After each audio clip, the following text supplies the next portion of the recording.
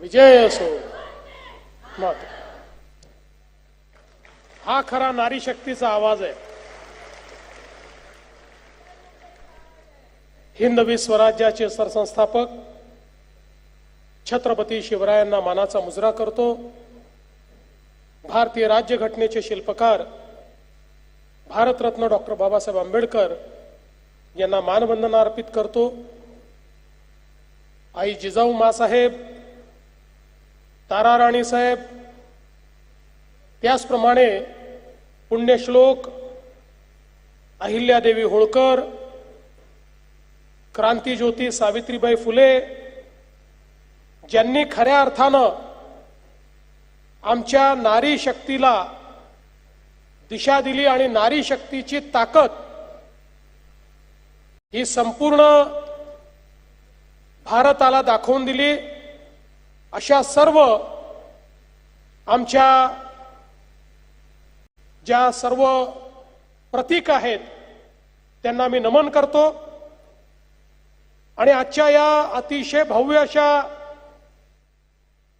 मोर्चामध्ये आणि त्यानंतर होणाऱ्या या सभेमध्ये मंचावर उपस्थित आपले अध्यक्ष रवींद्र चव्हाणजी, आमच्या सहकारी पंकजाताई मुंडे, माधुरीताई मिसाळ, अमित साटमजी, मेघनाताई बोर्डीकर, चित्राताई वाघ, रितू तावडे, श्वेताताई महाले, मनीषाताई चौधरी, उमाताई खापरे, स्नेहाताई दुबे, श्रीजया चव्हाण, माधवीताई नाईक, योजना ठोकळे, प्रियाताई शिंदे, अर्चनाताई पाटील, शलाकाताई साळवी, मंजुषाताई नागपुरे, श्वेता परुळेकर, रूपाराणी निकम, राजश्री शिरवडकर, शर्मिला बाबर, प्रमिला पाटील, समोर बसलेले आमचे सर्व मंत्रिमंडळातले सहकारी, सर्व आमदार, सर्व पदाधिकारी आणि उपस्थित सर्व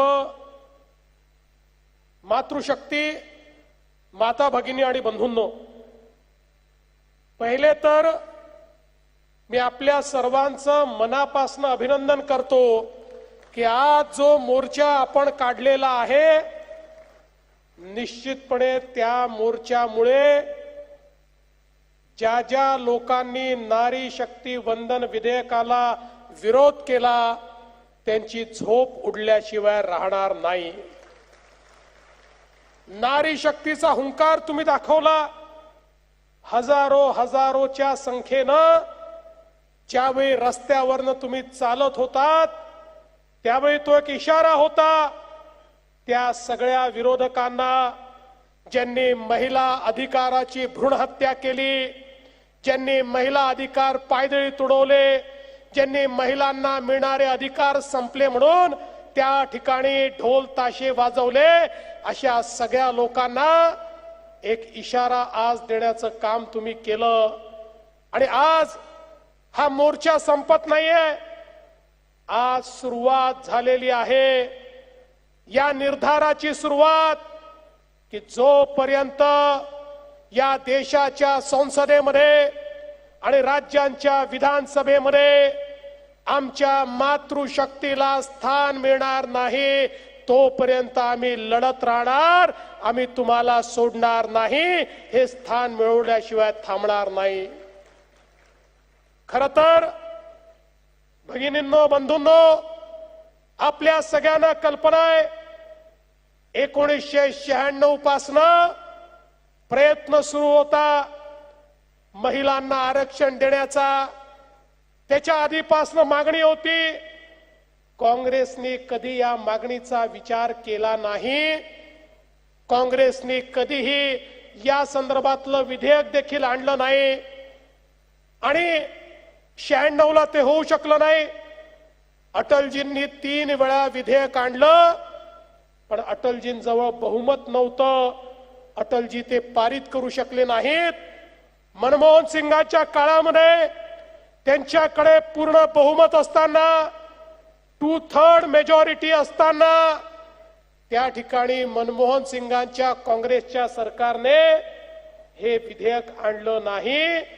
राज्यसभेने मंजूर केल्यावरही लोकसभेमध्ये हे विधेयक येऊ दिलं नाही. कारण पहिलेपासनं काँग्रेसची नीती महिलांना विरोध करण्याची होती, महिला आरक्षणाला विरोध करण्याची होती. खऱ्या अर्थानं माननीय मोदीजींना 2019 साली ज्यावेळी 2/3 बहुमत हे आपण दिलं, या भारतानं दिलं, पहिला मौका मिळाल्याबरोबर माननीय मोदीजींनी संविधान संशोधन केलं आणि पहिल्यांदा भारताच्या संविधानामध्ये महिलांना 33% आरक्षण देण्याचा निर्णय हा माननीय मोदीजींनी घेतला.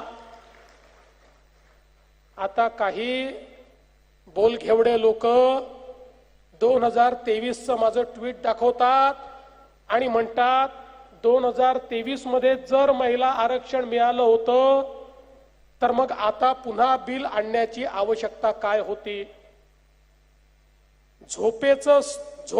झोपलेल्याला जागं करता येतं, पण झोपेचं सोंग घेऊन जे बसले आहेत त्यांना जागं करता येत नाही. हे झोपेचं सोंग घेऊन बसलेले जे काही लांडगे आहेत, ज्यांना या ठिकाणी महिलांचं आरक्षण नको आहे, त्यांना हे माहिती आहे अरे 2023 साली महिला आरक्षणाचं विधेयक आलं, त्यावेळी त्यांना हे माहिती होतं की एनडीए कडे 2/3 मेजॉरिटी आहे, आपण मत दिलं नाही तरीही बिल पास होणार. मुकाट्याने सर्वांनी त्याला समर्थन दिलं आणि ते बिल पास झालं आणि संविधान संशोधन होऊन महिलांना आरक्षण देण्याचा मार्ग मोकळा झाला. आता जेव्हा पुन्हा बिल आलं त्यावेळी हे लोक म्हणतात डिलिमिटेशन कशा करता, या ठिकाणी 2011चं सेन्सस कशा करता. 2023 ला ज्यावेळी हे विधेयक पारित करण्यात आलं होतं त्या विधेयकातच म्हटलं होतं की सेन्सस करायचं, मग डिलिमिटेशन करायचं आणि त्यानंतर हे विधेयक लागू करायचं. त्यावेळी हे सगळे 150 आणे चूप बसले होते, त्यावेळी या 150 आण्यांनी त्याला समर्थन दिलं, त्यावेळी हे अमेंडमेंट या 150 आण्यांनी मान्य केलं आणि आता म्हणतात डिलिमिटेशन कशा करता. बंधू भगिनींनो, मोदीजींनी हा निर्णय केला, निर्धार केला की संविधान संशोधन तर झालंय, पण जर या ठिकाणी डिलिमिटेशन लवकर केलं नाही तर संविधान संशोधन लागू होऊ शकत नाही. 2029च्या निवडणुकीमध्ये महिलांना रिझर्वेशन मिळू शकत नाही आणि म्हणून मोदीजींनी पुन्हा जो काही कायदा आणलेला आहे त्या कायद्याच्या माध्यमातून 33% आरक्षण 2029च्या निवडणुकीमध्ये लागू करण्याकरता तरतूद करण्यात आली आणि त्याच्यासोबत 2 तरतुदी केल्या. कारण नवीन सेन्ससला वेळ लागणार आहे हे लक्षात आल्यानंतर 2027 मध्ये सेन्सस होईल, 28 मध्ये आकडे येतील, मग 29 मध्ये जर डिलिमिटेशन सुरू केलं तर 34 मध्ये देखील लागू होईल की नाही माहिती नाही. आणि म्हणून मोदीजींनी संविधान संशोधन आणलं की नवीन सेन्ससची आवश्यकता नाही, लगतचं जे शेवटचं सेन्सस असेल, जी जनगणना असेल त्याचे आकडे विचारात घेता येतील. दुसरं, सेन्ससचा प्रश्न मोदीजींनी सोडवला, प्रश्न डिलिमिटेशनचा होता.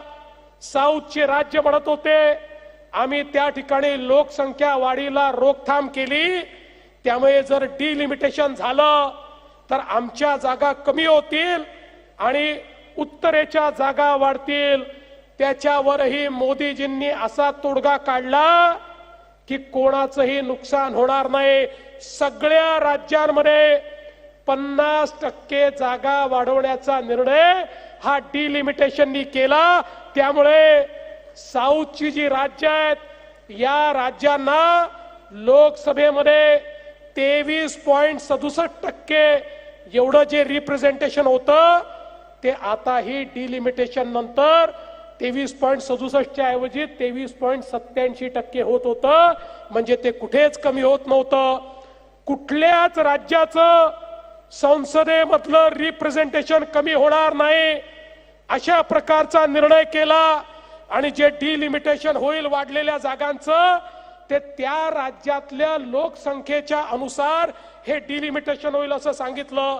याचा सगळ्यात मोठा परिणाम काय, महाराष्ट्रासारखं राज्य, या राज्यामध्ये आपल्याला लक्षात असेल यापूर्वी जे डिलिमिटेशन झालं त्याच्यामध्ये ग्रामीणच्या जागा कमी झाल्या आणि शहराच्या जागा वाढल्या, पण मोदीजींनी आणलेल्या फॉर्म्युल्यामुळे ग्रामीणच्या जागा कमी न होता त्याही वाढतायत आणि जे शहरांना रिप्रेझेंटेशन मिळत आहे ते देखील या ठिकाणी मिळत आहे। आणि म्हणून या देशाच्या हिताचा निर्णय मोदीजींनी घेतला।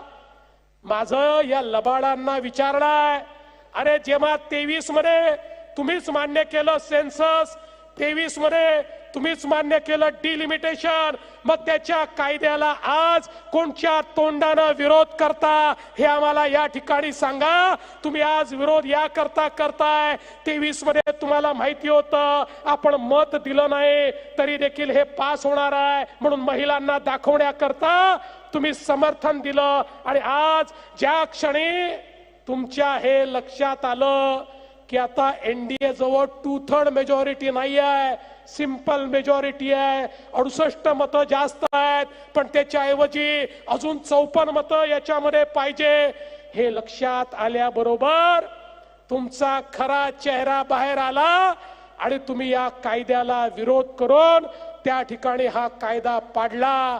हा केवळ कायदा पडला नाही, या देशामध्ये गेल्या 200 वर्षामध्ये महिलांच्या उत्थानाकरता जी चळवळ चालली त्या चळवळीला संपवण्याचं काम या नालायकांनी या ठिकाणी केलं।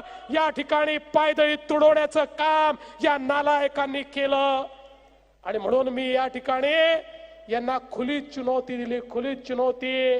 अरे या ठिकाणी या विषयावर माझ्या स्तराचा कोणी नेता आणा, तुमच्या नेत्याशी खुली डिबेट करण्याकरता मी तयार आहे, मी तुम्हाला दाखवून द्यायला तयार आहे तुमचा चेहरा काय आहे। ते गाणं आहे ना, एक चेहरे पर कई चेहरे लगा लेते हैं लोग, तो चेहरा आता आपल्याला काँग्रेसचा, उबाटाचा, शरद पवार पार्टीचा या ठिकाणी पाहायला मिळाला। बंधू भगिनींनो, खऱ्या अर्थानं लक्षात ठेवा, यांना असं वाटतंय की आता हे आपल्याला पाडलं की 29 ला आपलं राज्य येईल, मग कधीच आपल्याला महिलांना आरक्षण देण्याची वेळ येणार नाही, अशा प्रकारचे मनसुबे घेऊन बसले आहेत। आणि मला सगळ्यात जास्त दुःख होतं त्या महिला खासदारांचं ज्यांनी याला विरोध केला। तुम्ही